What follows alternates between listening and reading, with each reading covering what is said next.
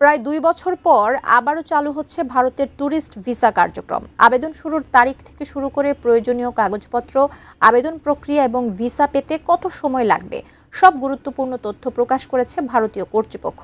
এ নিয়ে বিস্তারিত জানাচ্ছেন সাদিয়া সিদ্দিকা। দীর্ঘ প্রায় ২ বছর পর বাংলাদেশি ভ্রমণ পিপাসুদের জন্য অবশেষে আবারও চালু হচ্ছে বহুল প্রতীক্ষিত ভারতীয় ট্যুরিস্ট ভিসা।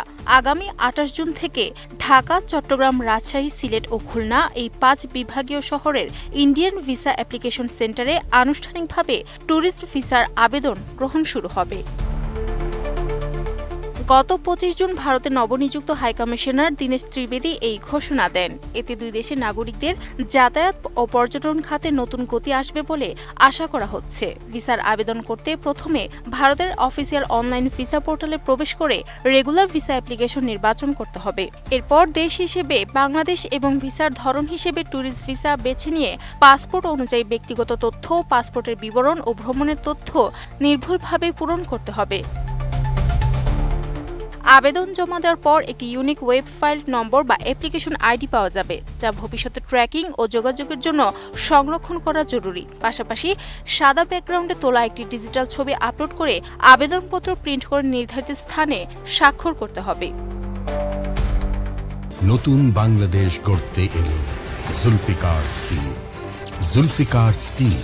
আবেদনের জন্য মূল পাসপোর্টের মেয়াদ কমপক্ষে ৬ মাস থাকতে হবে এবং অন্তত ২টি খালি পৃষ্ঠা থাকতে হবে। পুরনো পাসপোর্ট থাকলে সেটিও জমা দিতে হবে। প্রয়োজন হবে সাম্প্রতিক রঙিন ছবি, জাতীয় পরিচয়পত্র বা জন্ম নিবন্ধনের কপি এবং বর্তমান ঠিকানার প্রমাণ হিসেবে বিদ্যুৎ বা গ্যাস বিল। চাকরিজীবীদের জন্য এনওসি, ব্যবসায়ীদের হালনাগাদ ট্রেড লাইসেন্স এবং শিক্ষার্থীদের শিক্ষা প্রতিষ্ঠানের পরিচয়পত্র বা বোনাফাইড সনদ দিতে হবে। আর্থিক সক্ষমতার প্রমাণ হিসেবে গত ৬ মাসের ব্যাংক স্টেটমেন্ট অথবা পাসপোর্টের ন্যূনতম ১৫০ মার্কিন ডলারের বৈদেশিক মুদ্রা এন্ডোর্সমেন্ট থাকতে হবে। বিকল্প হিসেবে আন্তর্জাতিক ক্রেডিট কার্ডের কপিও গ্রহণযোগ্য।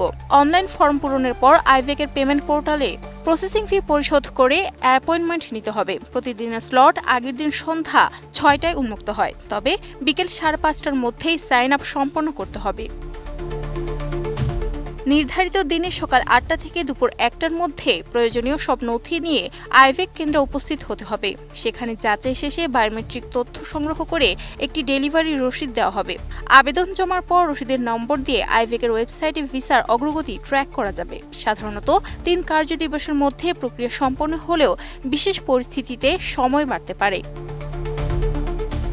ভিসা প্রস্তুত হলে এসএমএস এর মাধ্যমে জানানো হবে এবং রসিদে উল্লেখিত সময় অনুযায়ী সাধারণত বিকেল ৪টা থেকে ৫টার মধ্যে পাসপোর্ট সংগ্রহ করা যাবে। তবে আবেদন একবার জমা দেওয়ার পর নাম, জন্ম তারিখ বা পাসপোর্ট নম্বরের মতো গুরুত্বপূর্ণ তথ্য আর সংশোধন করা যায় না।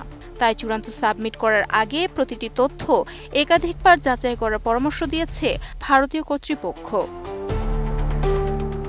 Sadia Siddika, ATN news.